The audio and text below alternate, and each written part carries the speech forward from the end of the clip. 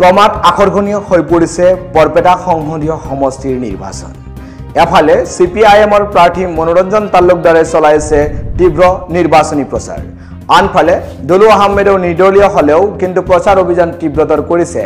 আনফালে কুম্ভকণ্ড নিদ্ৰামগ্ন হৈ থকা অসম গণ পৰিষদ দলৰ প্ৰাৰ্থী মণিভূষণ চৌধুৰীয়ে কিন্তু নিৰ্বাচনী তৎপৰতা চলোৱাত কোনো গুণেই পিছ পৰি থকা নাই।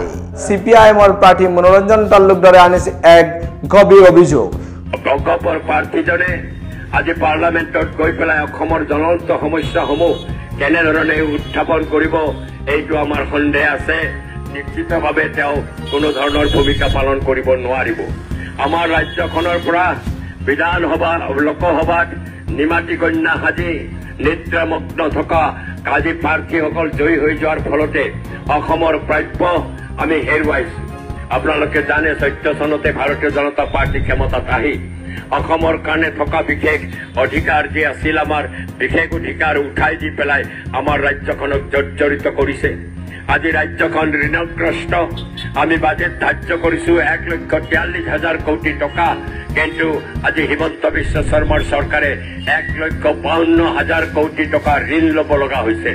বাজেটতকৈ বেছি ঋণ লৈ পেলাই আমাৰ ৰাজ্যখন ঋণগ্ৰস্ত কৰিছে, অৰ্থনীতি ভাঙি পৰিছে।